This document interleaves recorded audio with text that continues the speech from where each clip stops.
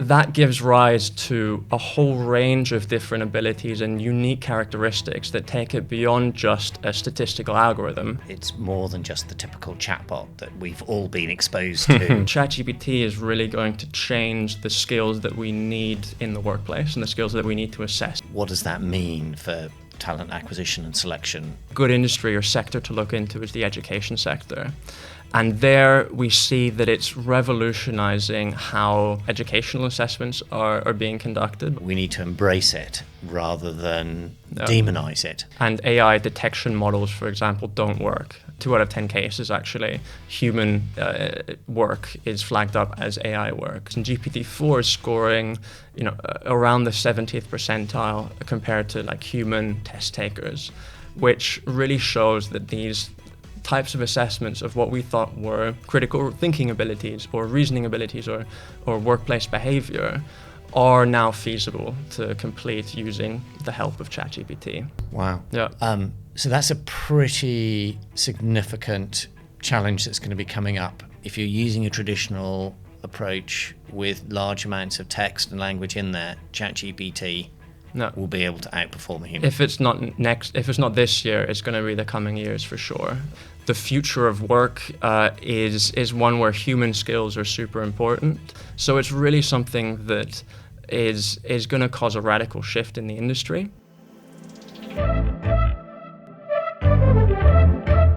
Welcome to the TA Disruptors podcast. Today we're continuing our generative AI series and have some new groundbreaking research about how ChatGPT might be able to outperform the average candidate in a series of different assessment types.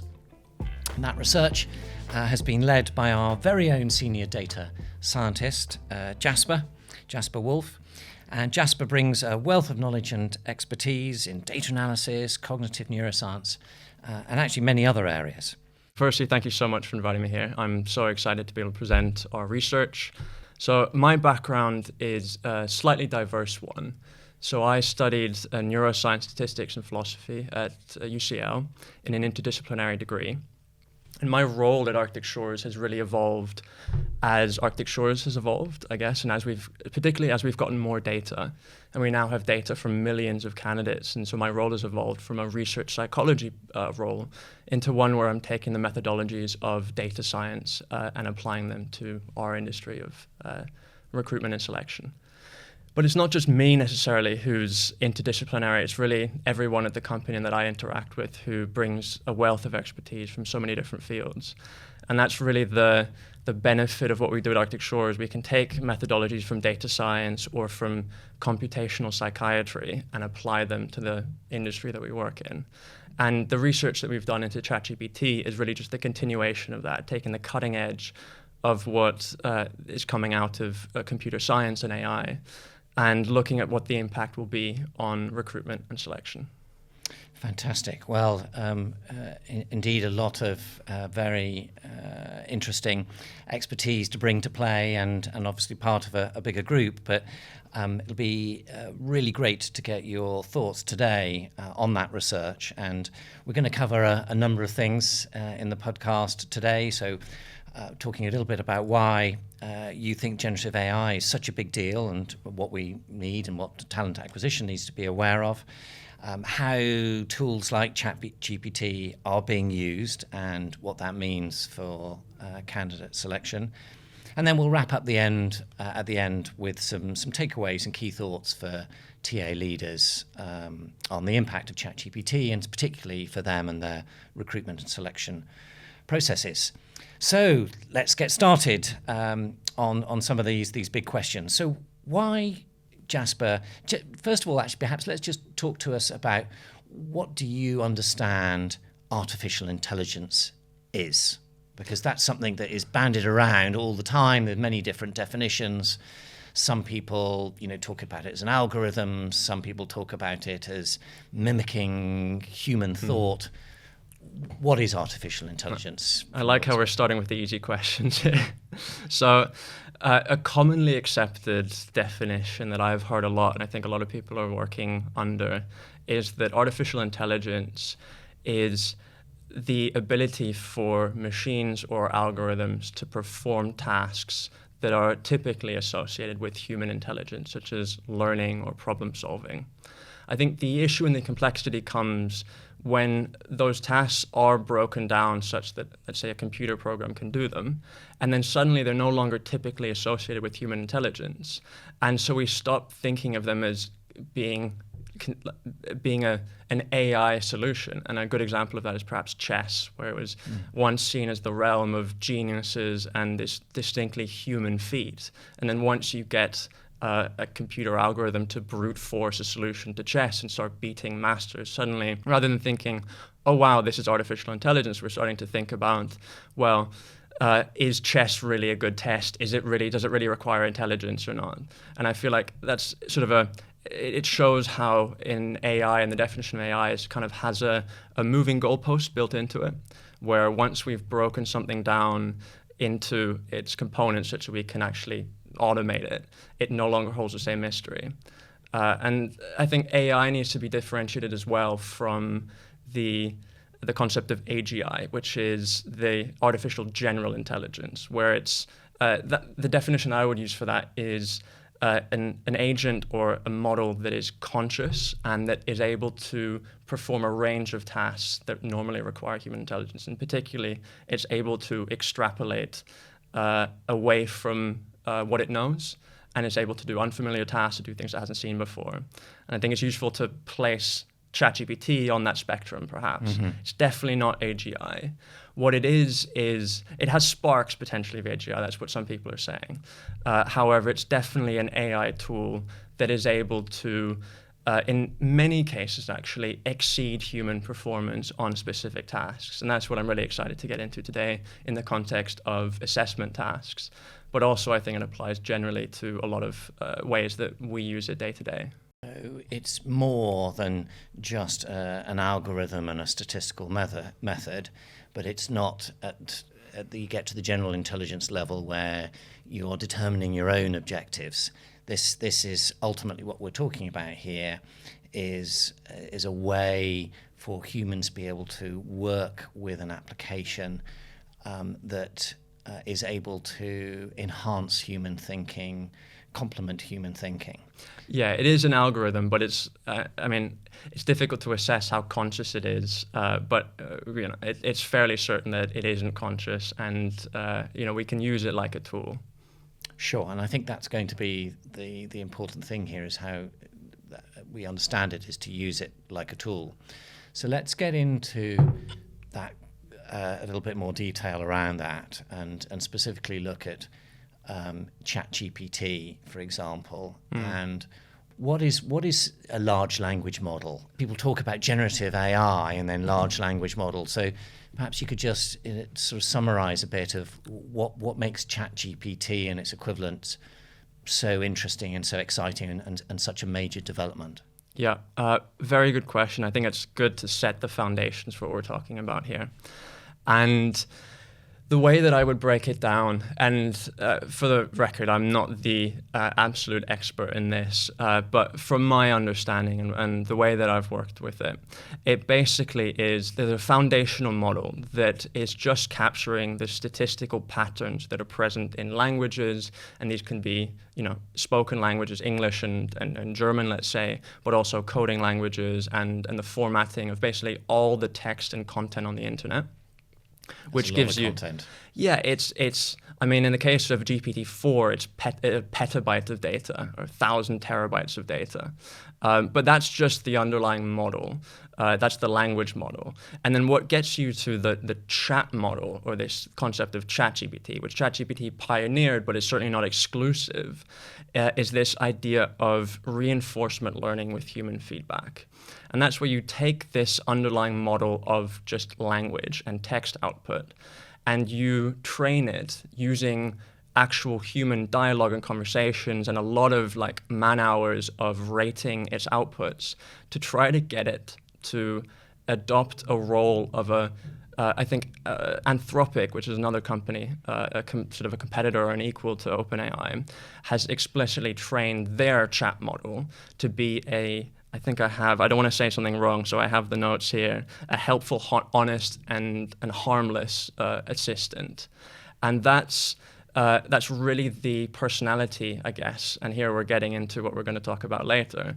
It's the instructions that have been enforced into this model and into this these tools through this reinforcement learning policy.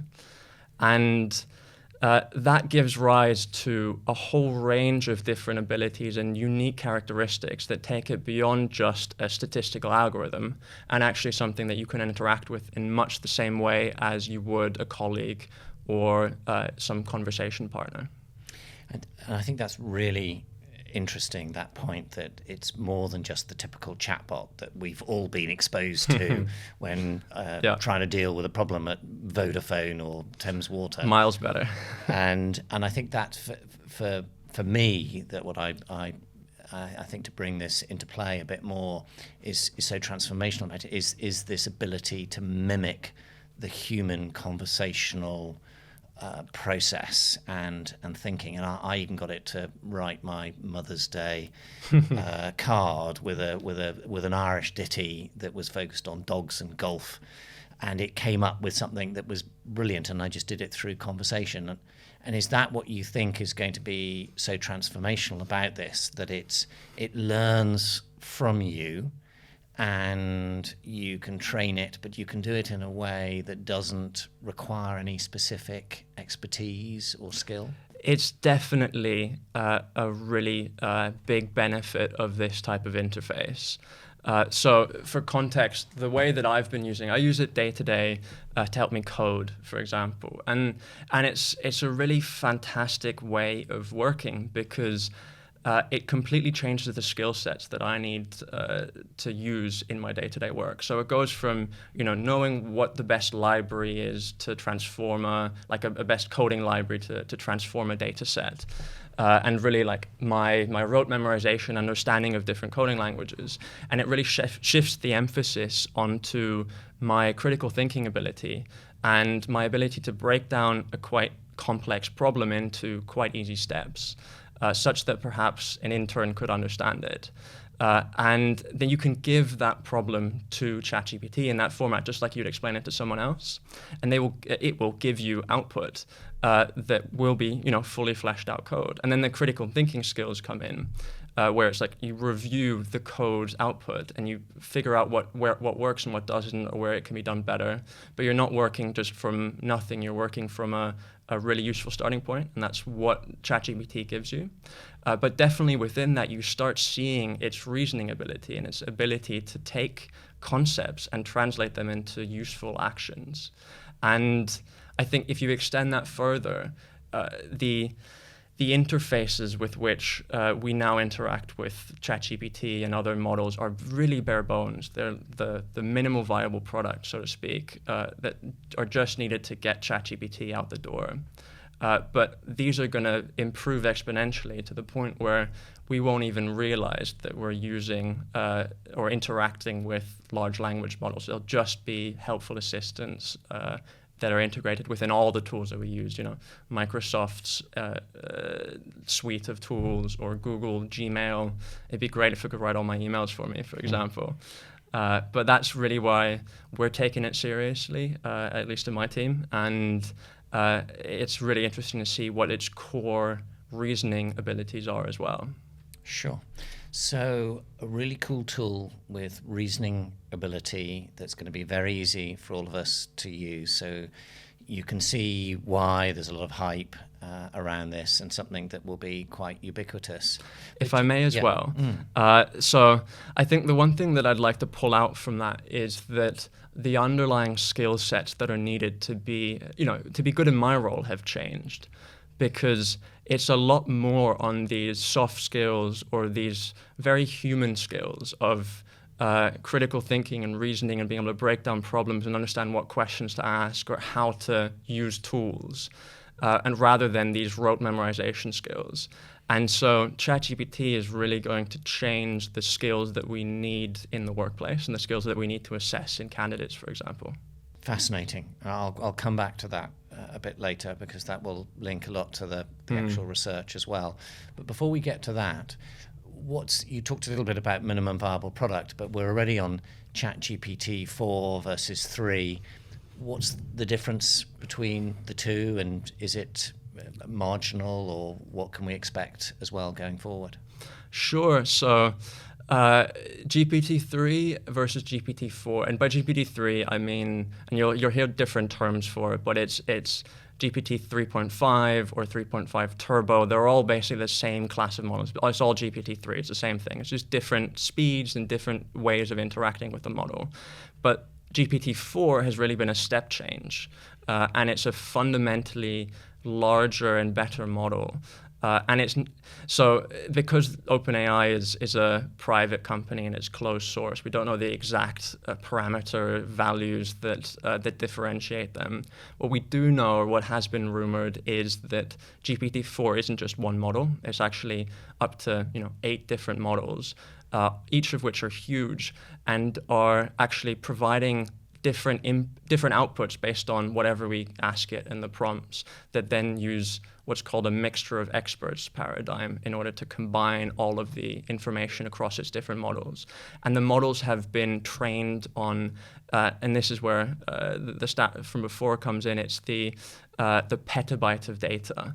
Which is basically the entire internet plus all of the interactions that have been conducted with ChatGPT-3 have been fed into ChatGPT-4. So I think GPT-3 uses maybe, 45 terabytes of data, and this is 25 times larger. Plus you have what's called the parameters of the neural network, which are, or the transformer model, which are between 1 trillion and 10 trillion different parameters and weightings that you can modify in the model.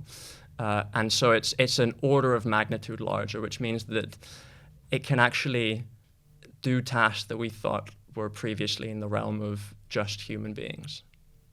Have you got any examples of that, of how much it's more? And this is relevant, of course, because when people are thinking about ChatGPT and its power and its use, and they're looking at 3 versus 4, there is a big difference there in what the capability, and one is behind a paywall, ChatGPT 4, and one isn't.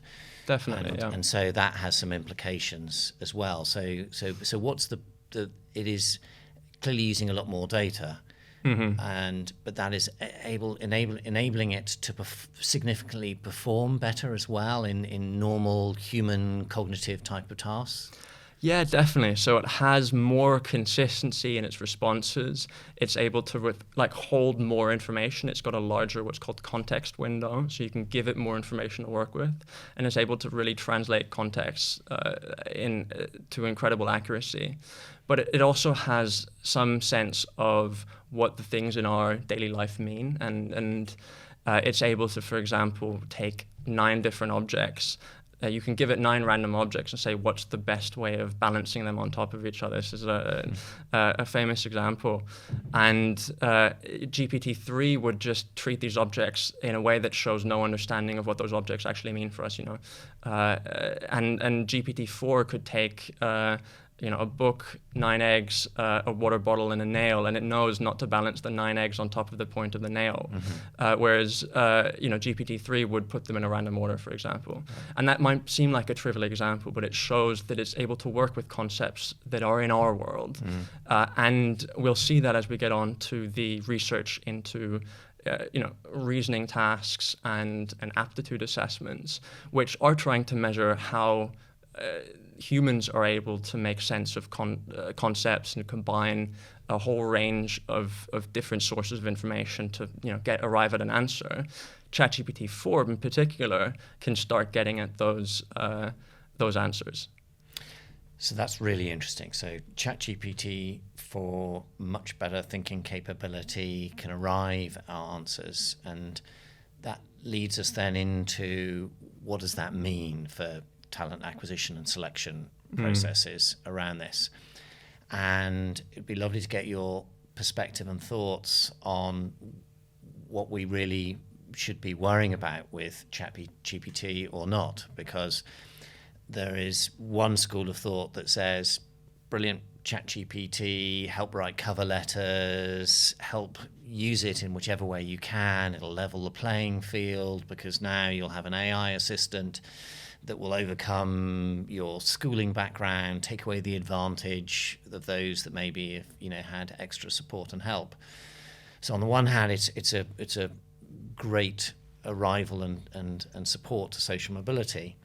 And then on the other hand, there is a sort of darker side here that you allude to, that this is something that it can be trained and used to come up with answers in the way that we normally try and select and understand who's good for a role and who's not for one.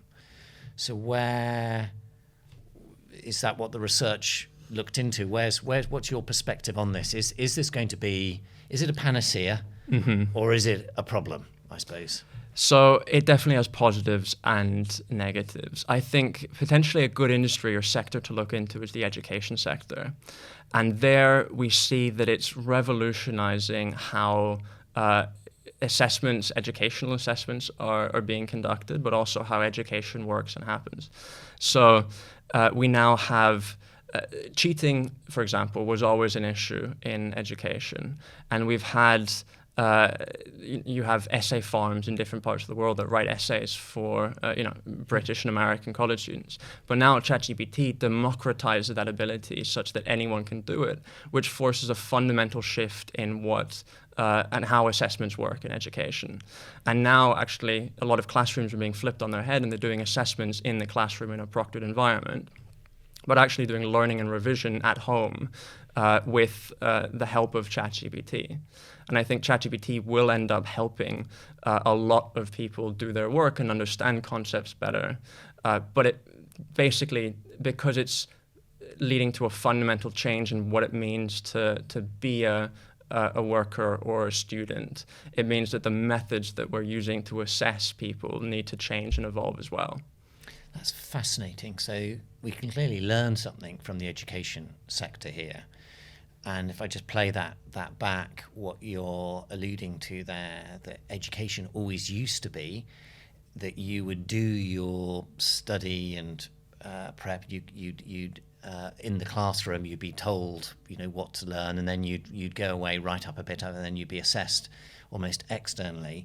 But now we're flipping and saying that because of these tools are out there, that actually the assessment will happen in the classroom to see that you've really understood it, because the tools for you to work and understand and learn are best used outside of the classroom rather than in the classroom.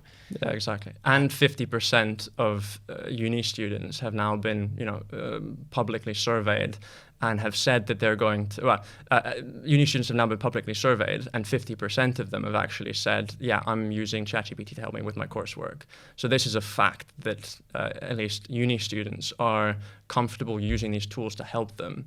And so we're forced to flip it on its head and flip these classrooms around, and we're forced to actually do educational assessments in a proctored environment.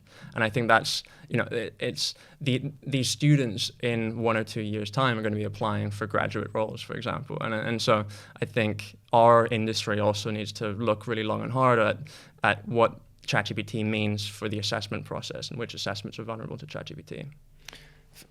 Absolutely fascinating, and I think that what we've learned, I suppose, from the education sector is this detect and deter strategy didn't work there. ChatGPT is being used by everybody. Embrace it. Yeah. This is not something that's used by a small group of people to cheat in a way that other people might have done in the essay factories that you alluded to earlier. This is something everybody's using. It's a normal part of education. And so we need to embrace it rather than demonize it.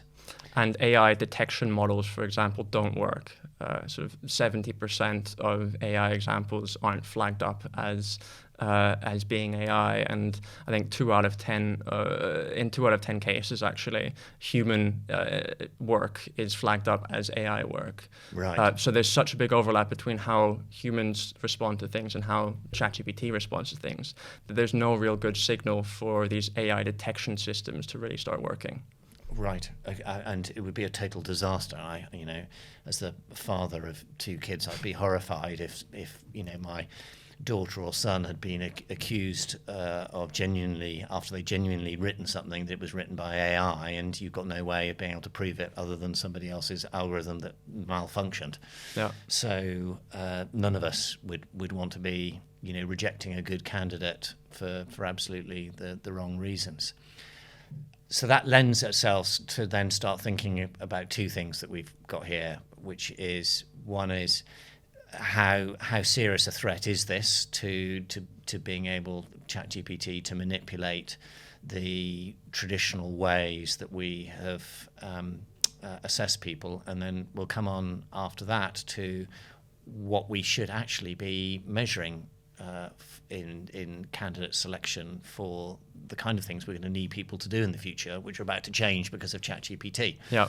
So let's start off with the first one, and I think that's what you've done some research. Perhaps you could just share with us what type of research you've been doing and how you've been doing it, to understand, is ChatGPT at a point where it can take the traditional psychometric assessments that we're used to in the same capacity as a human would? Yeah, so we've looked at 4 different assessment types. We've looked at traditional assessments, and we've used verbal reasoning assessments and numeracy assessments. So these are traditional aptitude assessments. And then we've also looked at situational judgment tests. And then lastly, we've looked at personality assessments, and in particular, question-based personality, sort of self-report surveys. And we found some very interesting research. So for verbal reasoning, for example, which is the classic format where you have a passage of text giving you some information, and then you have to decide whether or not a statement is true, false, or cannot say based on that passage of information. And we used to have one of those assessments ourselves. So as a proxy for these types of assessments, generally, we've actually taken our own assessment, and we've looked at how vulnerable it is to ChatGPT's input.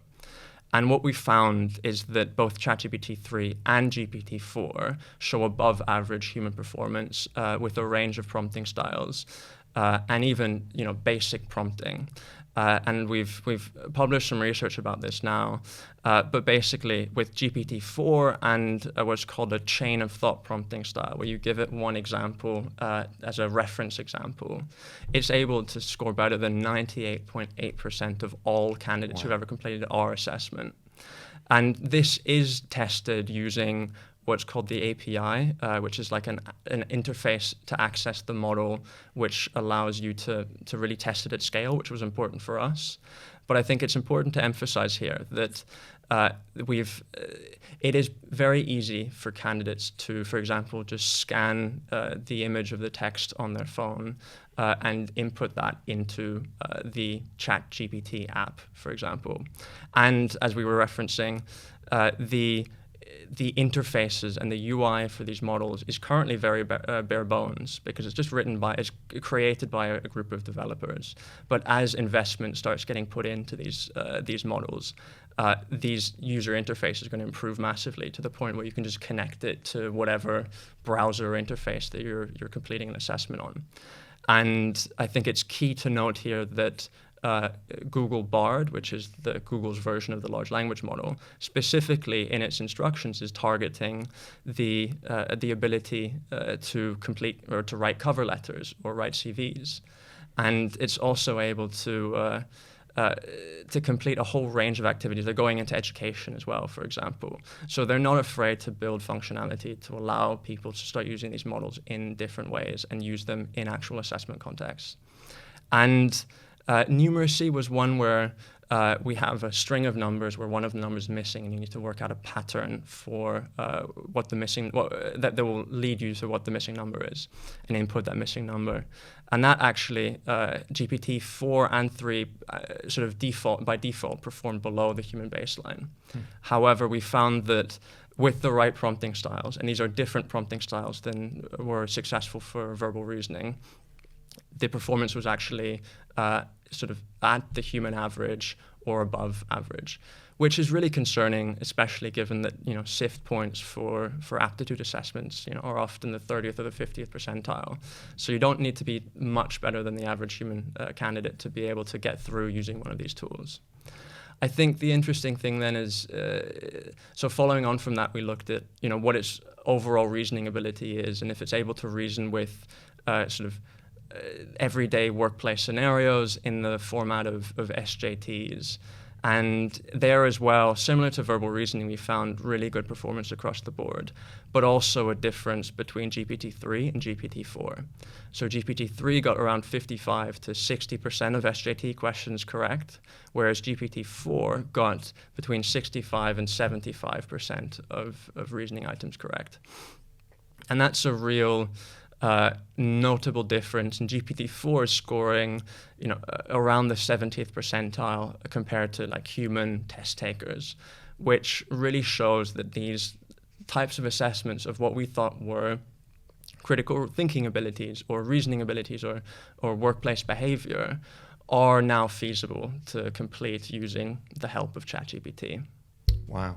So the research that you found, anything that was language centric, like verbal reasoning or even situational judgment test, ChatGPT significantly outperformed the average. Yeah.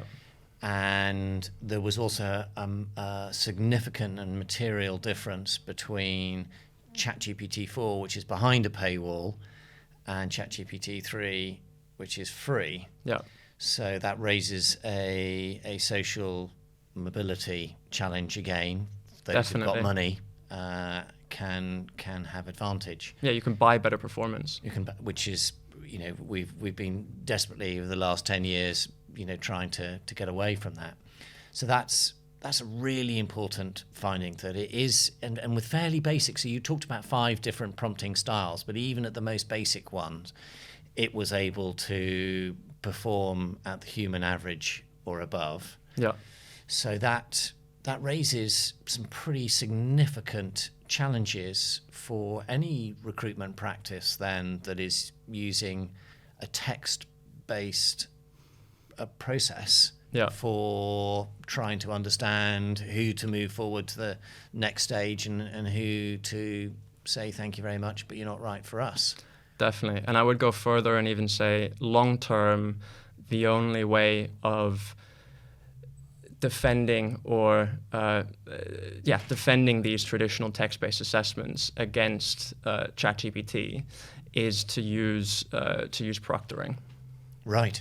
So, so the only, because if you can't deter and detect, so you've got a design question here too. So your understanding and your sort of lessons from this are that, because it's anything that's language-based fundamentally has a design problem to it to be able to do it remotely. Yeah. And the only way you can get around that is bringing everybody into a hall, which, I know from talking to other parents is hard enough to get invigilators to do exams, let alone to ask them to come in to do job tests. Yeah. So that's a pretty significant challenge that's going to be coming up for people on this, that if you're using a traditional approach with large amounts of text and language in there, ChatGPT will be able to outperform a human. If it's not this year, it's going to be the coming years for sure, as we extend this long term. And that, I think, is a nice chance actually now to talk about our own research into our own tasks, because we've applied the same methodologies that we've used in our examination of our traditional assessments and other types of assessments that are commonly used to our own tasks. And actually, because we've designed them from the ground up to not include masses of text and to not be the simple question-answer format, we haven't really been able to easily use the same techniques on our own assessments that we have on other assessments. And we've really had to kind of push the envelope, and basically to get ChatGPT to really even get to grips with our assessment format, you basically need to code a bot that will somehow connect the ChatGPT model with whatever's being shown on screen and like translate that into text. And once you go into the bot sort of connection, that becomes a lot more easy to detect. And we found that really our tasks are designed from the ground up to be a lot more resistant to these methodologies. Now, the input methods and how we interact with these models and how these models interact with our world will continue to evolve, of course. But that's something that we're taking seriously and that we're monitoring very closely in our own data, but also just researching what the cutting edge versions of these models are that are out there. So the solution that you're sort of putting forward here is either proctoring, get everybody into a hall, and then you can see that they can't cheat it en masse in that way, or actually go to more and more a different style of psychometric assessment, which is more task-based, doesn't use text. There's still potentially some vulnerabilities there, as what your research found too. I think there's one thing to add, though, which is I've heard it referenced quite frequently, which is item timing, and especially with like traditional aptitude assessments, you can set item by item timings. And these might work in the short term when the item timings are set very short on specific items, because then you can time the test out before ChatGPT has a chance to respond. But by doing that, you're also increasing the cognitive load of these assessments, which can lead to things like increased adverse impact and reduced social mobility. So it has its own drawbacks, and it's bad for the candidate experience. And also, these models are improving and getting faster and more specialized every day or every month. So we're soon going to reach the point where there's going to be no difference in a human response time and a AI-assisted response time. That's at least my prediction over the next year or two. Sure. So that's something really for the talent acquisition that's involved in assessment and selection to be really mindful of. So the research has shown that there are some really big issues to think about there. The second part of what I'd like to talk a bit about now, what ChatGPT raises too, we've got a challenge not just of the way that we've assessed what we want to find out about people and whether they're suitable for a role, but there's also that question of what we should be assessing for. And you spoke a little bit about that earlier, that by ChatGPT will actually change the type and style and the way that we work. You've already shared with us as to what that means for you, and suddenly you've got access to coding skills and coding support that you'd have needed a separate human to have done that for you in the past. So what does that mean then, from your research, your own thinking and your understanding of ChatGPT, that what are we going to need to be assessing for in the future? Because if we're not going to be assessing for your pure processing capability, which is what we used to in the past, how well you processed information, then what's the human element that's going to be important to the future of work that we should be looking for in the future? So I think that's something that we need to work out collectively as an industry and see how these tools start changing our working styles and therefore the skills that are required. I think the future of work is one where human skills are super important, and also these fundamental sort of critical reasoning skills and our personality and what we bring to our interactions with others that will start playing a big role. And also, the skills that are needed to start interacting with these AI models in a way that gets them to produce useful output. So it's really something that is going to cause a radical shift in the industry. And it's one where I think what we measure at Arctic Shores offers a really future-focused perspective of the human at work in the age of ChatGPT. I think we just need to look, for example, at the impact of the spreadsheet on accounting to kind of see an example or an indication of how roles might change with the presence of ChatGPT. So when the spreadsheet was introduced in the 80s, accountants used to take a week to redraw all of the numbers and change one variable, and now they can do that in a matter of hours or minutes. And that meant that between 1980 and 2015, 40,000 sort of entry-level accounting clerks lost their jobs.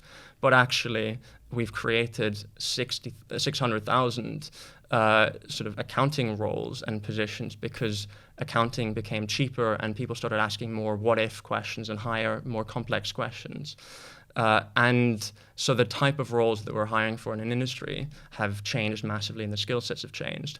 And ChatGPT has the potential to have that impact on every industry in one form or another. And so we really need to think about what those roles will be and what skill sets are going to be important there. Fascinating. Really useful analogy. So 40,000 bookkeepers disappeared. 400,000. 400,000. 400,000 bookkeepers disappeared, but 600,000 new accountants then got created in that time. So we can see that actually generative AI will create more jobs than it will remove, most likely. And it'll just require some different types of skills for us to think about. And so we have to be thinking about those roles and what the skills are that's going to be involved in them. Yeah. And one of the things where I think this sort of very interesting is the whole thing around scrap the CV and past experience not being the best measure of what you are capable in the future. It's become even more relevant now because actually your past experience as a bookkeeper, to use your analogy, is irrelevant in the world of the spreadsheet, and there will be the equivalent in generative AI, whatever it is, your past experience doing something that was largely repetitive or didn't require a huge amount of, I think what you would term as sort of higher level human capability, will now mean that you have a different type of role and therefore a different type of set of skills you're going to need to look for, train for, and assess for. Okay, so that's the, and you've got is there some further research that's then gonna, where do you think this is all gonna go for us then, Jasper? So we're currently looking into the impact of ChatGPT for personality, and by the time this comes out, this research might also already be published. But the high-level insights that I can share now is that ChatGPT has its own personality, and that is the baseline personality, which is inputted into the model through this reinforcement learning process that I mentioned earlier, is actually one of what we've defined as like an ideal working profile. So the model responds in a way that has high conscientiousness, high agreeableness, and low neuroticism, which is pretty ideal for any job. But actually, you can just give it the job description of a role. Let's say a candidate wants to use it to pass a self-report personality assessment. They can give it the job description of or job advert for the role that they're applying for, or a similar one online. And actually say, optimize your responses according to the ideal profile, the ideal employee in this role, and it will modify its responses. So, for example, the baseline GPT extroversion is sort of a medium of sort of 3 out of 5 on a 1 to 5 scale. If you give it the job description for a business development executive, a sales role, it actually boosts the extroversion score to 5 out of 5, both in GPT-3 and GPT-4. So we're digging into this more, and there's a lot more research that's going to come out around this. And we're building on the work of academics, and we're not alone in researching this in the wider industry, in the wider field. But it's certainly really interesting to see how these benchmarks and models change and what's going to be possible in future. Because if you would have asked me 6 months ago, would this be possible, I would have said flat out no. But the research has really changed my perspective on it. And extending that out 6 months, 1 year in advance, it's really going to change in that time too, I predict. As to where that leaves us, I'd be interested in hearing your insights and your perspective based on what you've heard today. But it's certainly going to be a really interesting place. It is. I think that's going to surprise a lot of people out there that ChatGPT has its own personality or has personality traits that can be measured and shown to be prevalent in the way that it responds, and that you through a bit of prompting engineering can manipulate that response to suit a particular persona type, and that changes a lot of things about how a lot of, if you think all the applications, the big assumption when we moved from paper-based to the online world in 2000 was that, we're going to get all this better applications because we can shift it offline to somebody can do it in their own home, and now they'll be able to do it in a way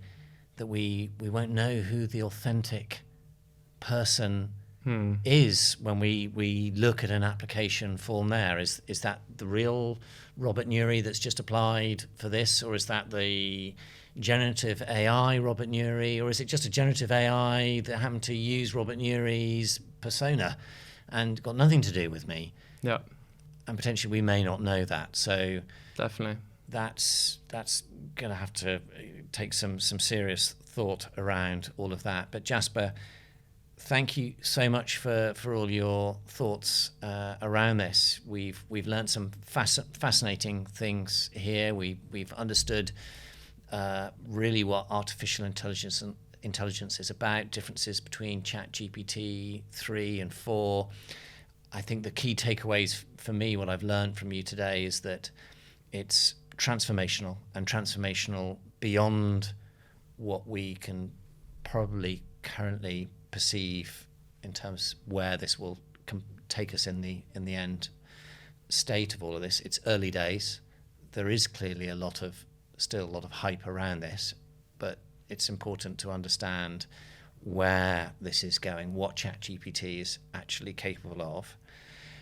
I think what's clear is that everybody's using it, and it's going to be out there.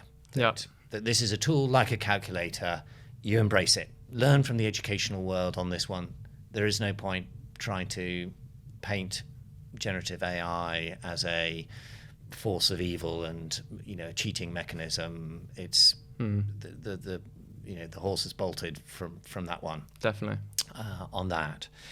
And then we have to think about how that's going to change the way that we work too, that there is a positive in all of this. We're going to move, to use your analogy, from the bookkeeper to the accountant. And so we'll have to start thinking about, well, what does that generative AI accountant world look like? And we'll have to keep coming back and talking to you, Jasper, about your latest research, because clearly there's a lot still to come from this. Maybe next time there'll be a generative AI Robert that's doing the interview. But yeah, well, I'll be obsolete. Thank you very much for all your thoughts. Thank you, Robert. It's been an absolute pleasure, and I look forward to seeing how this evolves. And everyone at Arctic Shores is going to be looking really closely at the impact that this has, not only for the industry, not only for ourselves, but for the industry as a whole, and really seeing how where we fit in a world where we're no longer the only intelligence or reasoning ability that's out there. But it's been a pleasure talking to you, and I look forward to talking again soon. Thanks, Jasper. Thank you.